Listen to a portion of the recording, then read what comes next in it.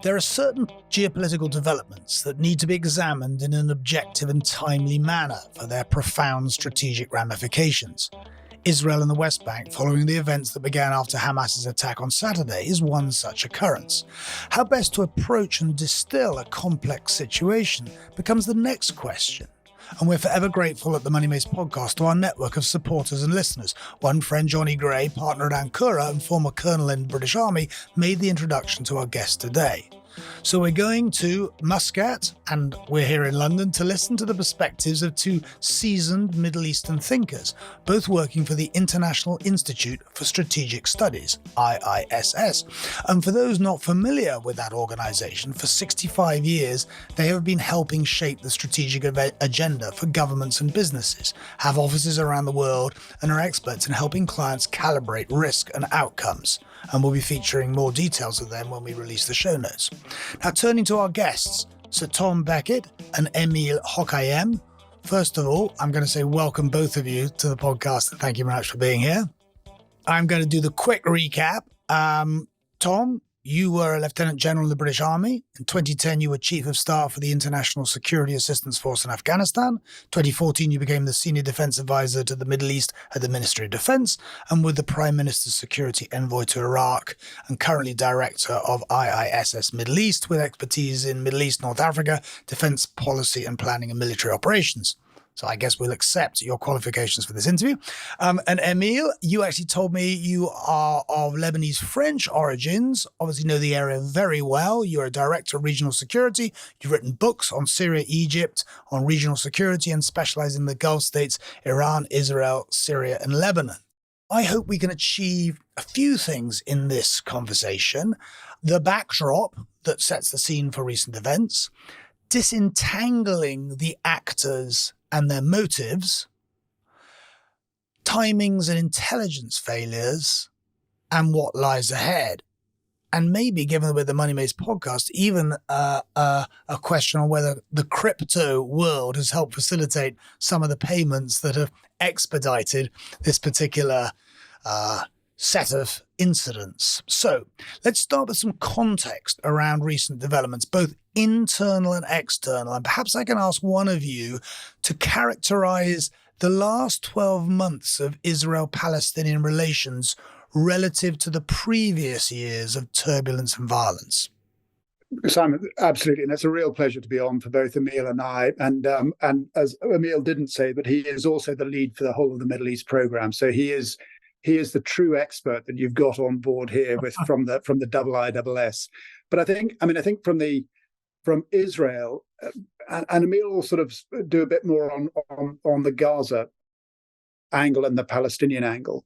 But we've all seen it over the last year since Netanyahu's government, his third government, has come in, that he has been dealing with changing or altering the constitution to affect the judicial system and managing extreme elements within his coalition.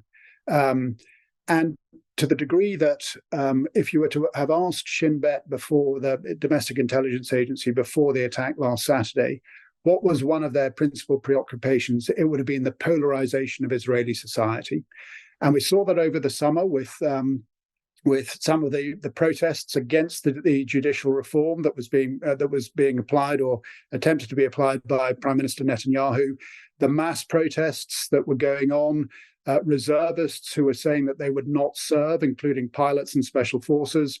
So within Israel, there was a management issue there and part of the piece of Netanyahu's reforms, of course, would be to make it harder to challenge him as the prime minister, both in government but also in the courts. So pretty tense in Israel, I think, and quite a lot of some of the population concerned about the privileges being afforded to the ultra-Orthodox community, not having to fight, indeed, actually some of them not having to work at all. So quite a polarized society. So that's the internal look. The external look that Netanyahu had hoped to develop was to widen the circle of peace. During his previous prime ministerial time, he had signed the Abraham Accords with four nations: the United Arab Emirates, Bahrain, Sudan, and Morocco. And of course, in this iteration of his prime ministerial piece, he wanted to expand that even further. And the goal was Saudi Arabia. For Saudi Arabia, it wasn't so much about a deal with Israel. It was about what they might be able to achieve from the United States.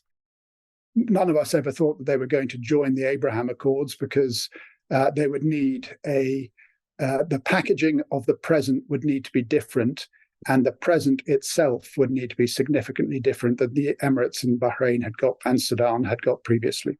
So I think that so that the effort there was external. How do we widen the circle of peace for a whole lot of reasons? But I think predominantly, if you have made peace, or if you have widened your relationships with all of the Arab nations, you inevitably diminish the importance of the Palestinian question for everyone. And I think that is where Emile might pick up on Gaza. Yeah, I mean, just to add some context to all that, 2022 and 2023 have been, until Saturday, the most violent years in the Palestinian territories since the end of the Second Intifada, which we date usually to 2005. So 2000 to 2005 was a very violent period. Then Hamas benefited or established its control over Gaza between 2005 and 2007, and you had the split between West Bank and Gaza. And what this did essentially was that it made the Palestinian Authority look weak, illegitimate, struggling to deliver, etc., which allowed in turn Israel to say there is no partner to talk to. And so what happened during that time as well is that the Israeli thinking started shifting. That the Palestinian issue is one to manage from a security perspective, to contain, and to over time shrink. You box the Palestinians in Gaza in particular, and then you can go about having a peaceful life. You can grow your economy, which Israelis did very well. You can think differently about the region, deepen ties with your near neighborhood, Cyprus, Greece, Egypt, etc. But also think about more ambitiously about regional integration. And Tom just mentioned the Gulf states. What happened essentially is that for Israel, it seemed like a moment of opportunity where reaching out to the region in a way also allowed a slow, I would say, expansion into the West Bank. Because the assumption was Gaza was boxed in, that Hamas's military capabilities and Hamas's intentions were in check. And that over time, the ambition, the expansion ambition would be focused on the West Bank. I think Hamas was very determined all along to find an opportunity to remind Israel and the others that you can't box it. You can't box the Palestinians. It claimed to speak for the Palestinians. And just to be clear, I will not equate Hamas to the rest of the Palestinian population. That's very important. Hamas has not organized a single election in Gaza since it seized power. And for me, it speaks perhaps to its concern about the kind of political support it really enjoys in society. Obviously, in times of crisis, people tend to rally even around a party they don't like if they see an external enemy to fight. So, things do shift. So that's the broad context. What's important to note as well is as Israel grew more prosperous and stable, the Palestinian territories grew poorer and had fewer horizons. And that fed a sense of despondency, a sense of anger. In a way, the fact that Israel was investing so heavily in regional normalization was felt very deeply as a deep cut for Palestinians, that not only Israel but also the rest of the Arabs no longer care. So there was a need to reassert their places. Obviously, Hamas found the most barbaric way of doing it, and this how Hamas went about that will shape the next phase, I suspect. maybe worthwhile, just if I can, just reminding people if they don't know all that much about Hamas. So Hamas's charter was first issued in, I think it was 1988, wasn't it, Emile? But it was updated in 2017, and some people interpret the update to be less dogmatic about there being no state of Israel. Actually, there's quite a few researchers and academics who would disagree with that and say that essentially what they say is it is Hamas. There is no place for Israel. It's affiliated to the Muslim Brotherhood. That in itself is problematic because countries like the United Arab Emirates and so on think that the Muslim Brotherhood is the root of all terrorist evil in the political Islam space. So I think it's just worth remembering what Hamas is as we talk about what the ramifications might be later. Well, thank you. I mean, two things strike me as we always used to turn to the BBC for objective and, valued advice. And I think that many of us feel the BBC has become a shadow itself and certainly has not been willing to call out Hamas as a terrorist organization. I, funnily enough, was in Israel with my family at the end of July because we'd never been there and we thought we would. And so we saw those protests where academics and venture capitalists were aligned in opposing the government's anti-democratic reforms. And we went into, the West Bank as well. I mean, it's not just academics and venture capitalists. It was a lot of the retired senior military and senior intelligence officers who were anti the change. Yes. So let's just put the spotlight on this Saudi accord that we'll talk about whether it's on ice and what might happen a little bit later on. But am I right in my limited understanding that there was a sense from the Israelis and others that by developing these dialogues, maybe the more moderate West Bank Palestinian Authority would be able to play ball, and that in itself threatened the legitimacy of Hamas, so they were being undermined. So, well, let's just pause there. Is that a fair understanding? Emile will probably undoubtedly have something to add, but I think that Israeli behavior in the West Bank in this new coalition is a catalyst for what Hamas did. So that the new Minister of National Security, Behaviour, a hard right, was intent on provoking West Bank Palestinians through threatening of the Muslim sites, the holy sites, and not, as Lawrence Friedman, a great academic, said, and not providing for the wider security of the implications of that. So I think that behavior in the West. So to answer your question, did they see that they would ameliorate the problem of the Palestinians in the West Bank by what they were doing? I don't think so, because they were being antagonistic to them. I think Hamas saw an opportunity here to remind everyone that even a non-state actor in a small place can disrupt the regional discussion and set a new regional agenda. They looked at the discussion between the US, Israel, and Saudi Arabia as, fundamentally antithetic to their interest, to the interest of their primary sponsor, Iran, not their only, but their primary sponsor, and saw an opportunity essentially to insert themselves and to, show the table upside down. And in a way, they succeeded. I think that Hamas was in large part, not only, but in large part driven by the desire to show Arab states who were growing close to Israel that they could essentially go to Arab public opinion, tap into old Arab nationalist rhetoric, revive something that is quite profound in Arab societies, the image of Palestine, and bring it back to use it as a geopolitical tool.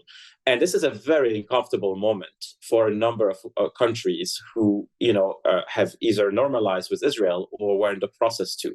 And so it is, from a Hamas perspective, a big geopolitical achievement. But and saying that, and I think, and we'll probably come on to this a bit more. I mean, it is difficult to see how Hamas think they're going to get out of this. And I think that is, if Israel carries out the promises of what it intends to do and can achieve those, it's difficult to see the long-term strategic benefit that Hamas will gain. So you've actually answered my next question. Thank you. And so I suppose the other players on the chessboard are Hezbollah, and which of course then brings us into where the Iranian the puppet masters here. Can you just maybe complete that picture of the other faction and who you suspect are the other actors? Emile, over to you. This is his mastermind subject. That's my turf indeed. There's no automatic line of control between these groups. What I'm trying to say is that it's better to think of them as brothers in arms. Their ideological, strategic, political objectives align. Iran is obviously the big brother, the big brother who empowers, who advises, who trains, etc. But I don't think that Iran orders Hamas to do specific things. And in this case, I suspect, I don't have evidence, but I suspect that there was a conversation between them, but it was more about Hamas making sure that whatever it was up to would not conflict with Iranian interests, Iranian priorities at the moment. Again, that other people will seek to establish whether there was a causal relationship between Iran and the attack. I can't do it at this point. Hezbollah is a very interesting player in all that, because obviously Hezbollah is a formidable militia. It is a unique instrument for Iranian security policy. It has become so powerful and so competent that it is the ultimate tool of punishment and deterrence for Iran. So my sense, and perhaps the events will prove me wrong, and it will certainly depend on how the war unfolds, but my sense is that Iran does not want to deploy Hezbollah unless and until the existence or the territorial sovereignty of the Iranian regime is at stake. It's too good an instrument to just deploy like that. And then on that, of course, so part of that calculation for Iran and Hezbollah is the reinforcement of the Sixth Fleet, deliberately done by the United States to deter Iran and Hezbollah making strategic miscalculations. Now, of course, that could bring about a miscalculation in and of itself. But I think the other thing, and Emile and I were discussing this earlier this morning, is to look at Iran itself. Your average Iranian is wedded to Al-Quds, to Jerusalem, a bit like he is to Najaf and Karbala. But he's not wedded to the idea of spending billions on Palestinians. So the idea of getting into a war to bail out Hamas, who started something and may not have had, I agree with Emile, there was probably a discussion, but there wasn't an order, but has started something that needs to be bailed out, which is going to be inherently costly, is not something that I would judge that Iran would want to do, because looking at its own internal dissent that it's got currently. And I think that's one of the things you'll have seen, that the $6 billion that were released from South Korea to sit in Qatar, which was supposed to be used for humanitarian and food purposes for Iran. The Americans have said that they're stopping that. They're not going to allow that to happen. Qatar has said fine. And the Iranians, of course, what the Iranians get is they get the ability to say to their population, we never sent any of that $6 billion because we've never had it. But more to the point, the Americans, again, are cancelling on another deal, just like they did with the nuclear deal. And then Qatar, of course, can say we can be tough on Iran if we need to be. So that's a segue there. But there is a piece about the money and the where the domestic support lies in Iran. So, Emile, I want to come back to what you said a few minutes ago, because you touched on Iranian priorities. And given this jigsaw is so complicated and explosive, maybe can you just encapsulate what are Iran's priorities? I think the ultimate priority is the survival of the Islamic Republic as a theocratic regime ruled by a class of clerics allied with military officers who are highly ideological, in the IRGC in particular. Iran does have concerns about territorial sovereignty, integrity. This is a country that has been traumatized in its history by, a number of actors, Iraq, Russia, and the list is long. It's a country that has amazing potential, amazing talent, and that has a very strong sense of pride as well. It wants to exist as a regional player, regardless, by the way, of who is in power in Tehran. But it's a country that fundamentally is struggling, and as we've seen since last year in the demonstration, with essentially reconciling those Khomeini's ideals of the 1979 revolution with momentous societal changes. The way a friend of mine has described what happened in Iran in the past year is essentially the granddaughters standing up to their grandfathers and saying, what you did in 79 has led us to this calamity, where we're forced to veil. There's no choice there. We live under an isolated theocratic regime and so on. So this is I would argue that this domestic challenge is as existential as anything else that Iran faces. But Iran sees all this as all these threats as almost converging. They see the domestic as somehow inspired by the external. They see the external fueling domestic challenges to the regime. So it's a regime that's paranoid. At times it has a right to be not. It is valid given the fact that for the past 10, 15 years, Israel, for instance, has conducted a pretty efficient campaign of sabotage inside Iran. The fact that they come under cyber attacks and they've been denied, military technology and so on. I'm not judging the merit here. I'm just describing what. So it is a paranoid regime. It's a very militant regime. It's a regime that seeks validation from its regional successes as well. Iran has been isolated for a long time and has found, in a way, validation in the rise of Hezbollah or Hamas, all these groups that provide Iran with leverage in important regions in the region, provided with instrument strategies of violence that are deniable. So Iran can do things and say, or do things through partners and then deny it's behind. So, Iran has figured out a way to extend its influence in the region.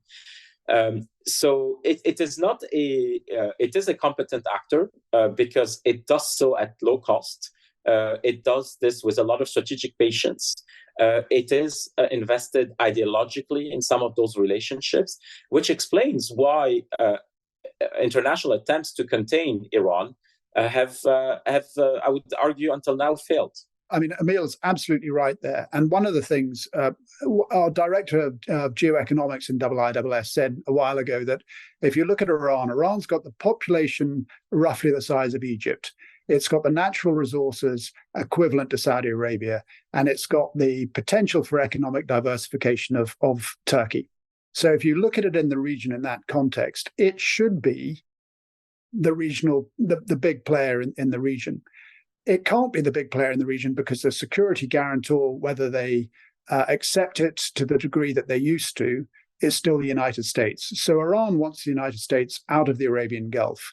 And that's one of its secondary objectives, because then it can become the big player, and and part of that strategy is to enhance its relations with both China and Russia. And of course, the Ukraine-Russia war, or the Russian invasion of Ukraine, has exacerbated or has reinforced the tie between Russia and Iran.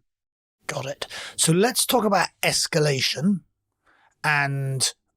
I get routes to de-escalation. How are you thinking about the probabilities of the various outcomes that might unfold?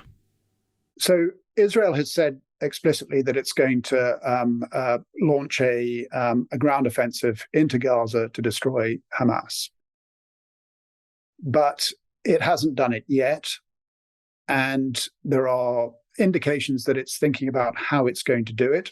As you'd expect, it's going to understand the situation on the ground as best it can. I mean, the natural assumption is that Hamas has prepared Gaza for defense and would hope to be able to thwart an Israeli attack in the same way that Hezbollah did in 2006 in southern Lebanon. So that would be their goal, which is why, incidentally, they tell the Gazan population to stay where they are and not to move south, as the Israelis have asked them to. And equally, that they reach out to both Jordan and Egypt to take some of those people, which probably isn't going to happen. So I think it is going to escalate, although there are some voices in Israel questioning whether there is a requirement to do a ground incursion, a ground invasion. But I think there has to be if they intend to destroy Hamas. Is it destroyable? No. So the military capability is destroyable largely. But Hamas's political imperative, so the resistance, is not destroyable. And someone else will pick up that piece. That's inevitable in a population of 2 million living under blockade circumstances with a 75-year history of wanting to have a Palestinian land that is distinct from Israel. So no, the political imperative. And then, of course, the population, as we put it in one of our IISS things, their existence is the resistance. And the resistance is their existence. And so from there, you're going to get recruits. So yes, they can be severely damaged. And they could be severely damaged. The question... One of the things that in the sort of the expressions that are coming out is what Hamas has done has put a question into Arab minds about the invincibility narrative of the Israelis, and their performance in Gaza militarily will be further. It'll either demonstrate that they are not invincible, or it will reinforce that they are actually a competent ground force who can do something to Hamas. So I'm reminded that John F. Kennedy said those who make peaceful revolution impossible make violent revolution inevitable. And a friend of the show, Ravi Joseph, said the Palestinians appear to be cursed with intransigent and extremist leaders who they probably cannot dislodge and who will sacrifice their population in pursuit of their cause. But actually, of the two camps here, Israel and those Palestinian bodies, who's the more intransigent? Again, and Emile will probably jump in on this, there is a day of reckoning that's going to come in Israel at the end of this campaign. Israel, unlike Hamas or the Fatah, will have an inquiry and blame will be apportioned. Netanyahu may find that he will not have another term as the Prime Minister of Israel, but equally some of the intelligence, there has clearly been an intelligence failure, and there could well be losses in both Mossad and Shin Bet, or resignations or sackings in Mossad and Shin Bet. But I think that's going to alter the balance in Israel. But how, I don't know, I can't particularly tell how that's going to. It could either become more determined and therefore more right-wing, or it could become more democratic. I think we all know where we'd prefer it to go. Emile? Yeah, it's an important question. Look, certainly there are intransigent leaders on both sides. I'm not making a direct comparison between the two. I'm just saying that ultimately there are a number of parties in Israel and in the Palestinian territories who have no interest in reaching a solution, in reaching peace.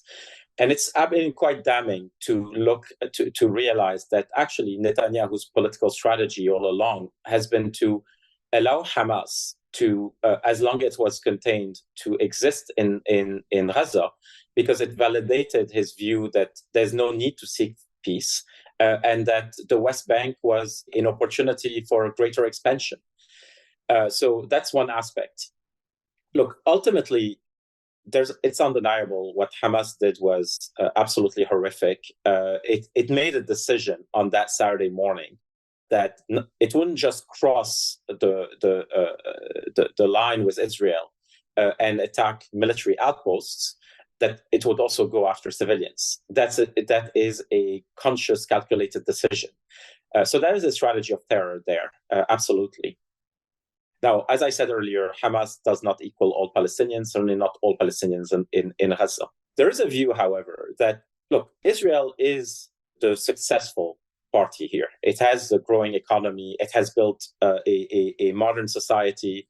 It has, as many people know, the second largest number of companies listed on the NASDAQ and so on. It is an advanced economy. Because it is the superior party, there has been an expectation by those who want peace that Israel will be the magnanimous side, that as Israel grows stronger and more prosperous, that Israel will see the need for peace. And actually, from a Palestinian side, what they saw is that as Israel grew stronger and more prosperous, Israel started forgetting, ignoring that element. They thought, many Israelis thought they could move beyond, that this is an issue to box. And very sadly, the way, Hamas has shattered this in the bloodiest possible way. That has shattered that illusion in a very gruesome way. So it's very difficult at the moment. The Palestinians are it's a broken society. We have expectations of them as they're going to get their act together and going to embrace the most moderate discourse, and they're going to see the light and so on. When you're living in such circumstances of misery and loss, the idea that you're always going to have, the Mandela. We always talk about this great man who's going to come, or women who will come and change all that. That's really a rare in history. So I still think that the onus is on the stronger side to think hard about what is the strategic objective there and how to get there. And Israel is lucky in the sense that it does have partners. As you saw since the attack, all Western democracies are rushing to support it and so on. The Palestinians, who do they have? They'll have Iran, and they'll have a couple of smaller states with no power projection capabilities. And so the Palestinians are in a way hostage to that relationship with Iran today, or to Hezbollah and so on. They don't have this ability, I think, at this point to think creatively about what's needed. And just to be clear, talking about Palestinian rights to statehood and sovereignty is not a way to ignore the many failings and mistakes of the Palestinians in the process. There are plenty of them, and in the case of Hamas, there's plenty of blood as well to talk. But it is incumbent on those who have the luxury of space, of time, of better lives to think strategically about what the outcome should be.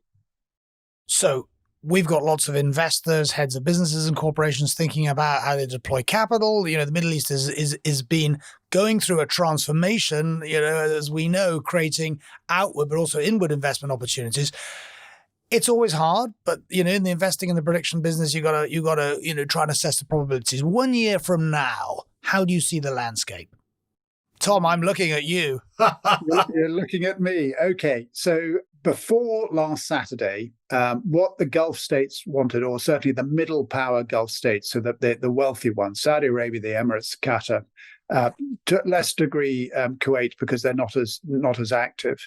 What they wanted, they've all got development plans, and they wanted a de-escalation so that they could develop their nations whilst they still have the opportunity, whilst oil still reigns supreme. So that was the goal.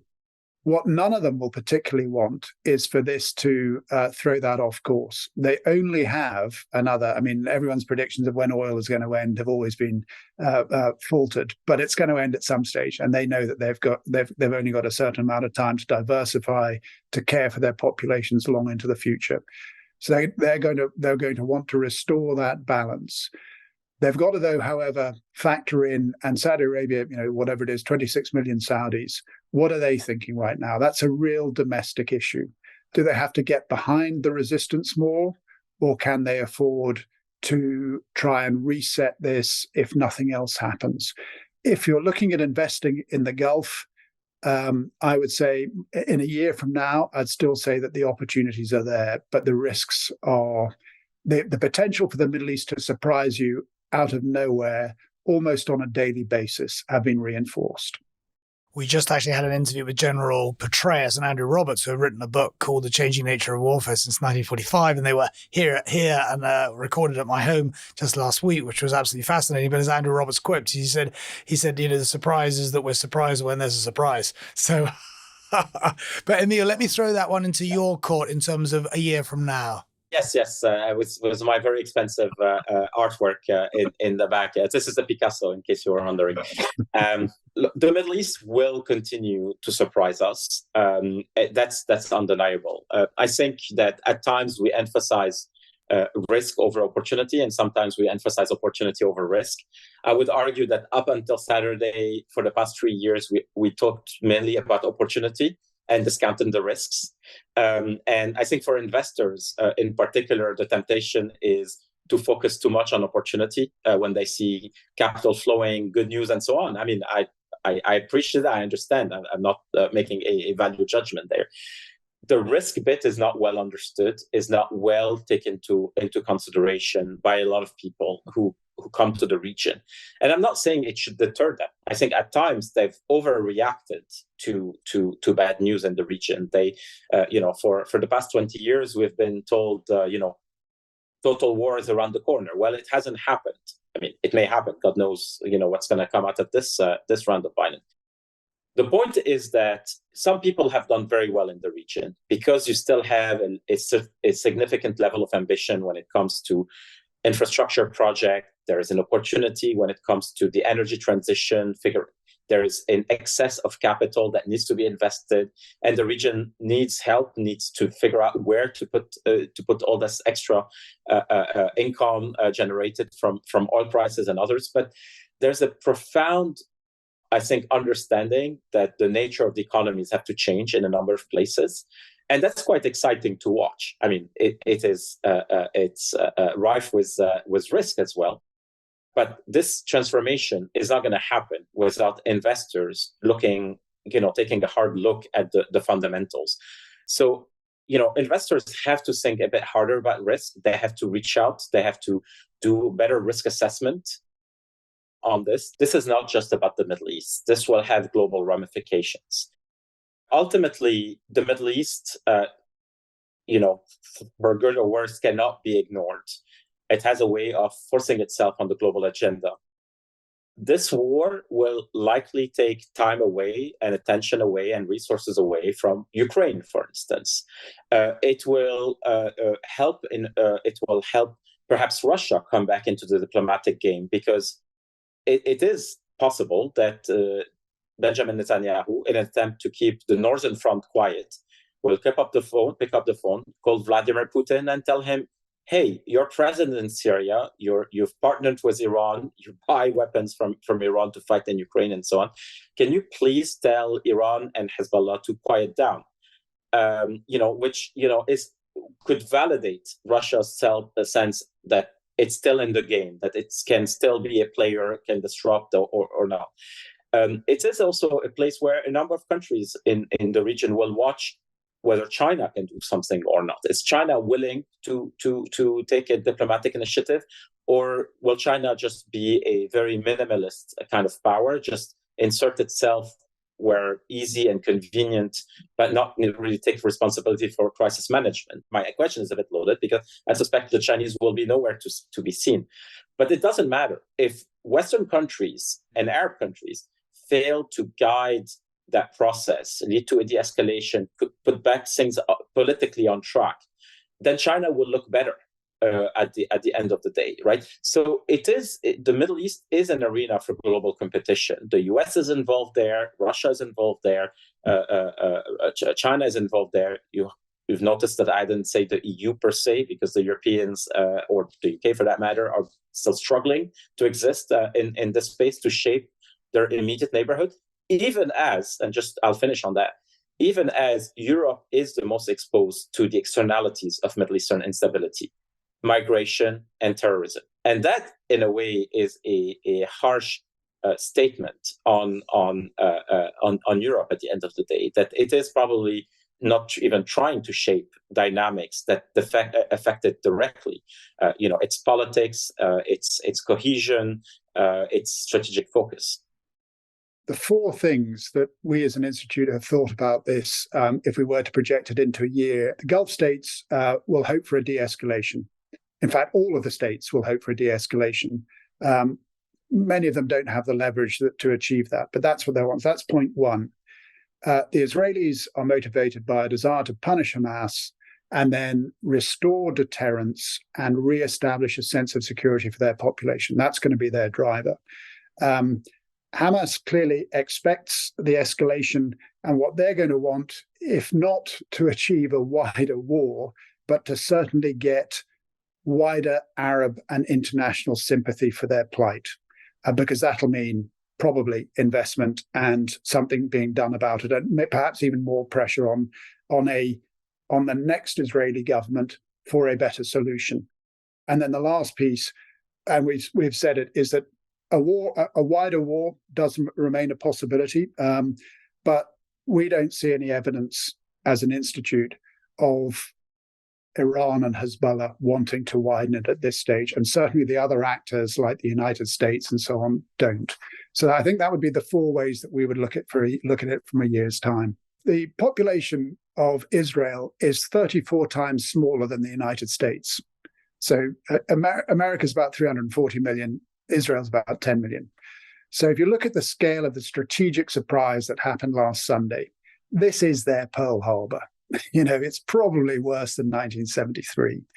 And then if you think about 9/11 and the proportion there, this is their 9/11 too. And they've had them on the same day. And I think that is going to be significant for Israel.